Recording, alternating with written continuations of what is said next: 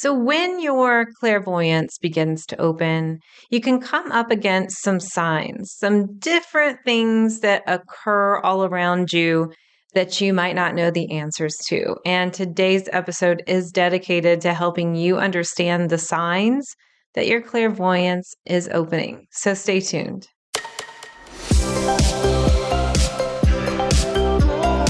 Welcome to Spiritual and Ambitious. I'm your host, Whitney McNeil. I'm a certified medium and spiritual teacher, and I help spiritual and ambitious souls just like you live your life purpose through your career and attract abundance by connecting into your intuition and spirit guides. Let's get spiritual and ambitious.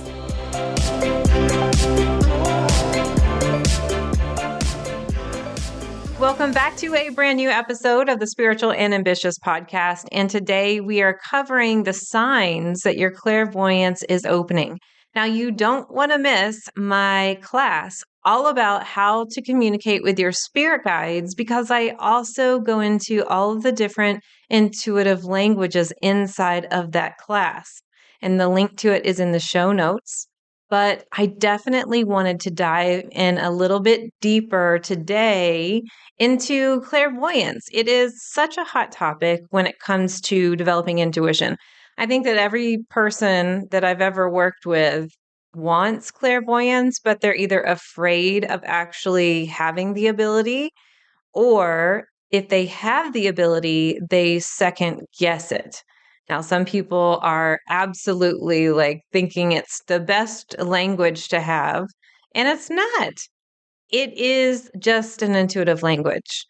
And every single intuitive language is as beneficial as another one. So, what I love to tell my students is please learn to love the way that you receive messages, but that also doesn't mean that you can't develop clairvoyance. So I refer to my students who can see spirit or see energy as seers. And I'm really just talking about opening up your clairvoyant center, which is governed by our third eye chakra. And our clairvoyant center really does exist in that area. So you've probably heard of the third eye, and the third eye is like this, let's say, invisible eye that just kind of sits above your real eyes, above your eyebrows, but in the center of the forehead, a little bit down. And it's different for everybody where it sits. It's going to be in the same vicinity, but depending on your chakras and your energy and your body and your alignment, it might be a little bit farther up, a little bit farther down, but generally speaking, that's where it is. What's interesting about the chakra is most chakras, when you're standing up, are going to either be vertical. So, for instance, your crown chakra opens at the top of your head and just funnels into your body.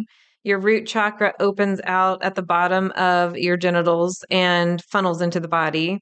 And then your other chakras, like your solar plexus and heart chakra, they open in the front of the body, and then the output of that chakra right on the other side of the back. It's like this horizontal line. Your third eye is diagonal. It opens up around that third eye area I was describing in the center of your forehead. But the end of the chakra, as it goes through the body, is actually going to be at the base of your skull. So it's really interesting. And one of the signs that your clairvoyance is opening up is feeling pressure or tension or even tingles in this area. So in the forehead or the back of the head. Now, of course, if you ever feel anything that is abnormal, please talk to your doctor. This podcast episode is not meant to replace any kind of doctor visit, and I'm not giving you any kind of health advice. What I've noticed, though, is that if you are already seeing that your clairvoyance is developing, then you're most likely sensitive to energy. And when you're sensitive to energy, you can start to feel this area expanding. And I call it sometimes the intuitive muscle. And I use that term loosely, no matter what kind of intuitive language you're speaking.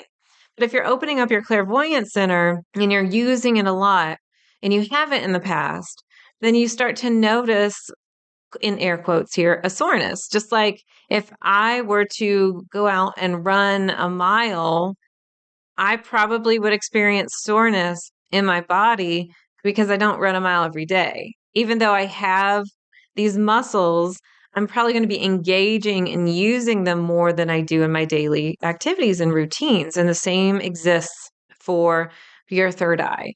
So that is one of the symptoms. And when I started to develop my intuition and learned that I was primarily a seer, which means I can see clairvoyantly, I remember doing 13 readings in a row, and oh my goodness, my head hurt so bad afterwards. So it is using this visual center that is what you can refer to as intuitive or psychically or astrally, whatever really term works for you. But the way that I teach this center is receiving information from spirit, and that is part of your intuition. And since we're talking about the body, when you're utilizing this center, your eyes may also become more sensitive. And one of the reasons is because as your eyes are here to help us see, you're also having a chemistry adjustment in your entire physiology, your body, to help you perceive information and energy that you were not used to before. So when we are clairvoyant, and even though we're talking about the third eye, we tend to utilize our eyes more. And so if your eyes are becoming more sensitive, maybe you're noticing that you cannot stand the decorations in your home anymore, or color is really important, or you can't look at clutter, or you're really more sensitive to laptops and computers and electronics and things like that. Of course, see your doctor. Don't just say, this is what's happening. But I've noticed that as you become more sensitive to energy, you literally become more sensitive, and especially in this area. Now, another thing that I tend to receive for myself and tend to understand from my students is that vision becomes more and more important for you too. So you might need to see outside. So I'm sitting here recording this podcast episode and I have a closed window. Well, I need to open up my blinds so I can see. Like I need that. But other times I might need to kind of go into a cave and everything's overstimulating. So vision can be really important and you just kind of have to go with the nuances of what that is. But I've noticed that vision for me in general is something that's really important. And when I am sensing something from spirit, I tend to stare off. And if I'm staring off, I'm not seeing what's going on in the tangible world, but I am utilizing that energy from my eyes just by staring, and I'm keeping them open and I don't even realize it. So, understanding that what you're seeing can affect you in your daily life. But when you are tuning in and receiving clairvoyant information, you tend to use your eyes a bit more. So, therefore, you can physically be more sensitive too. Another symptom is simply colors. Colors are so beautiful. I love them. But I want to tell you a story about colors. So I like to choose what I want to wear depending upon my mood and my energy and my feeling. And so while those things can be a little bit more clairsentient, the color representation is such an extension of my energy. And when you are a seer, you need to see certain colors. You will get tired of seeing colors that bore you. You will want to change colors when your vibration changes. And for me, I have fun colors all around. So I have a multicolored water bottle. I have multicolored things that I buy in my house. And honestly, it kind of looks like I have bought items in my house that look like I have a small young child, or at least a tween in my house. And I don't. I just like fun colors. So just know that color can shift and change.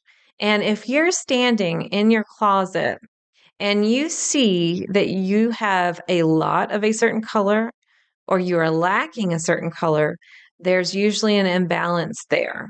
But it will also show you what your energy is trying to help you perceive intuitively through your clairvoyance, trying to teach you and show you where you may need to attend to more of a chakra. So that was my story of, color is important, but guess what? Your clairvoyance is drawing you to certain colors.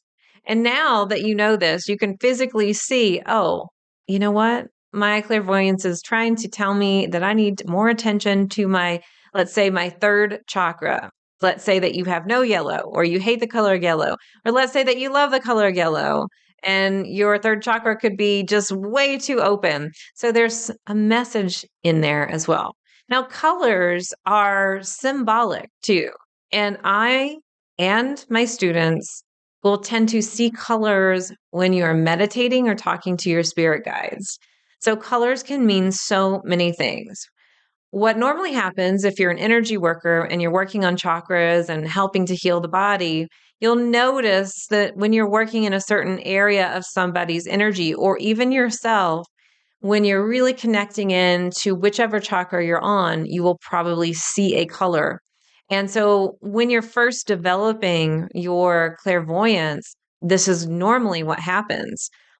You might just be going through the instructions of how to give a Reiki treatment, or you're giving yourself a Reiki treatment, or maybe you've been doing Reiki for years and all of a sudden colors pop up and you're like, what is this? That is your clairvoyance. And it's saying, hey, I'm here. I'm trying to get you to work with me. I'm opening up a little bit more. When you're meditating and you see colors, this is a symbol. This is one of the easiest ways that spirit can come through. And it's a natural way where you'll understand, oh, this is green. Oh, this is pink. When you get these colors one at a time, you could ask, what does this mean? What does this represent? And this is what we go into inside of my program with my students. And the colors can mean so many things. But colors in general, when you're receiving messages in your meditation, or if you're talking to your spirit guides and they're giving you answers through colors, this is a way where spirit normally starts waking up that clairvoyant center. Now, colors also can appear around people. And so sometimes people say, I'm seeing blobs of color around you or blobs of color over there. I have students that will see blobs of color floating around in their home. And right now, I just wanted to direct our attention to when you're staring at somebody, especially when the lights are really dim. Sometimes, if your clairvoyance is opening up, all of a sudden, without any notice, you see this color around someone. And what you're doing there, you're seeing an aura. So these are some of the signs. Now, when we come back after this really quick break, I want to talk more about orbs, flashes of light, vivid dreams, those things. So stay tuned. As a professional psychic medium, I've done tens of thousands of readings, but I felt a call to move more fully into teaching intuition. But I still get so many requests about doing readings.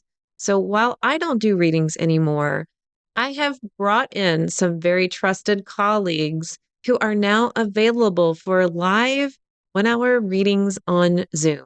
If you would like to book your psychic medium reading, go to messengerofspirit.com/appointments to see our available readers and schedule your Zoom reading today.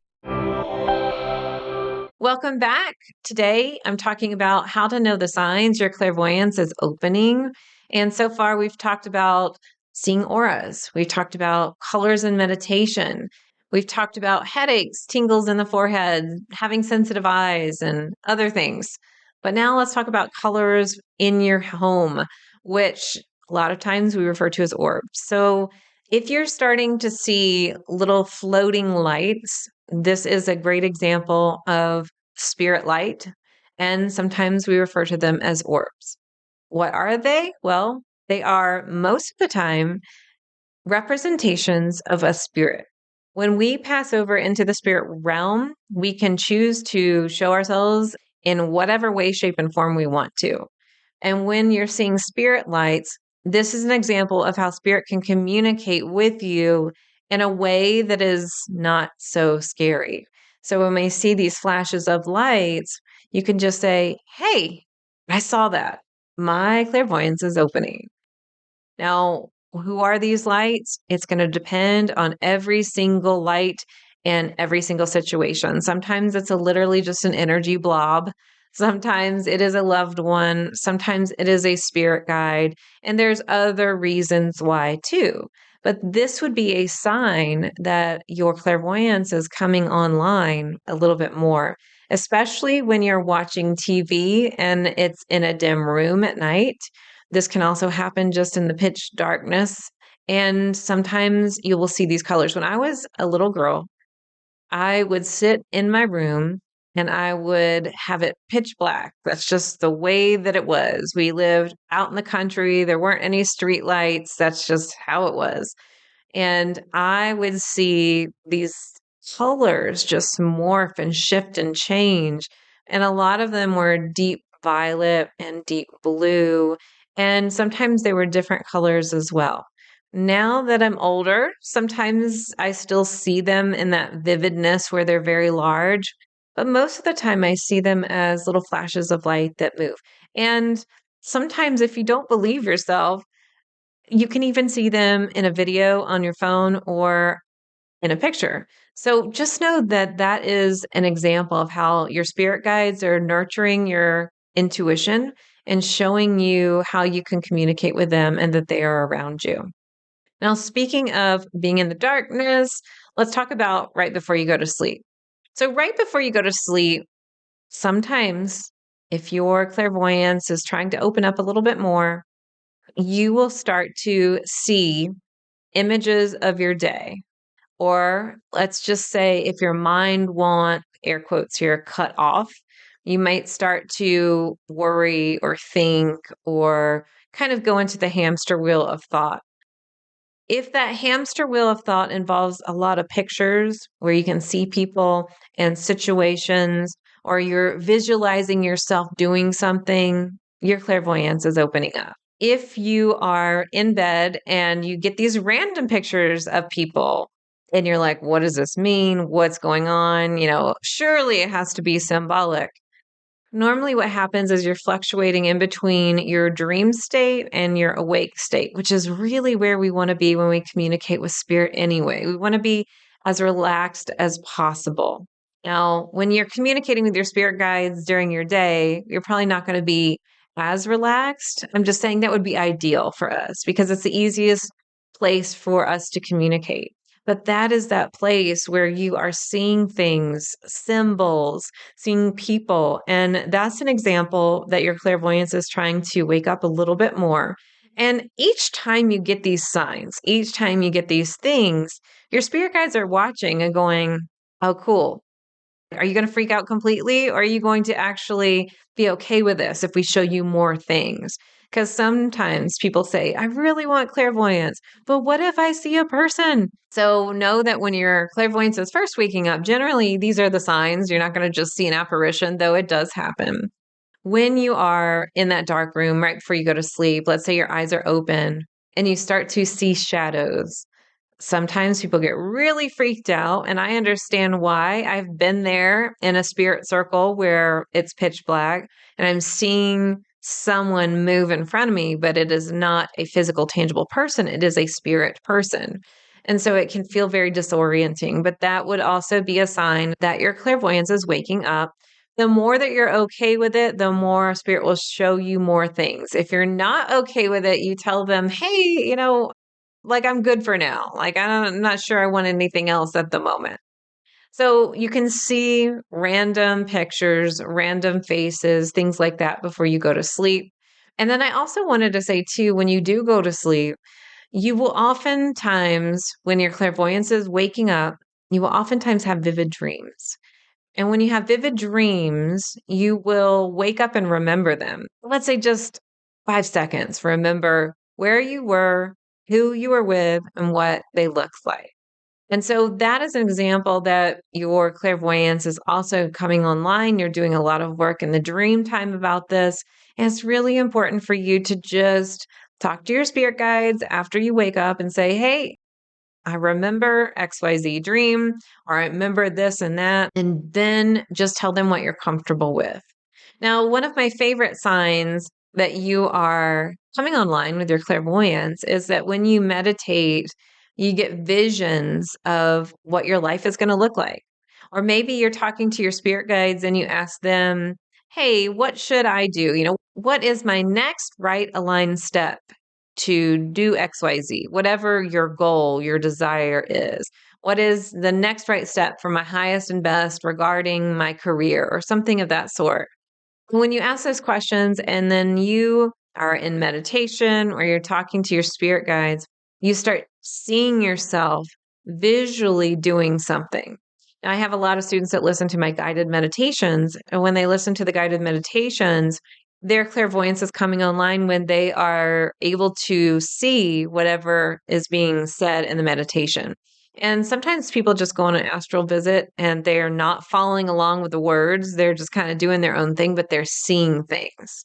I say this with another reminder. Please know that you're not doing anything wrong if you can't see. It is not everybody's primary intuitive language. For me, it is my primary intuitive language, but know that your intuitive languages change over time. You can develop your clairvoyance, but what I see people do is, let's say they come in and they are more clairsentient and they're claircognizant. And somehow they really want to see spirit. And so instead of developing the way they were primarily made energetically by developing and nurturing their clairsentience and claircognizance, they will then just spend all their energy and effort in developing their clairvoyance. And then they're like, I'm not getting the results I'm wanting. And it's like, did you actually lean in to how you're naturally made to receive intuitive messages? And if their answer is no, I just focused all my attention on this language that is not, let's say, naturally geared for me, then of course it's going to take more time. But if you can lean into your intuitive language and then just see other languages that are not necessarily the easiest for you as bonuses, then you will have much better results. So I hope to see you inside of my spirit guide class that is coming up soon. And we're going to dive in a little bit more to all the intuitive languages. But the most important thing that I'm going to be talking about is actually how to attach your intuition to your spirit guides, meaning how to communicate with your spirit guides. So check the show notes to get into that free class that's coming up soon. And I'm going to be back next week with a brand new episode. But until then, here's to staying spiritual and ambitious. Thanks so much for listening to this episode. And if you loved it, would you please share it with a friend? I would also love your review and a reminder to subscribe so you never miss an episode. You can find me at messengerofspirit.com, and you can take the 4 Intuitive Languages quiz and find show notes there too. If you want to connect on YouTube, Facebook, or Instagram, you can find me at Messenger of Spirit. I'll meet you right here next week. Here's to staying spiritual and ambitious.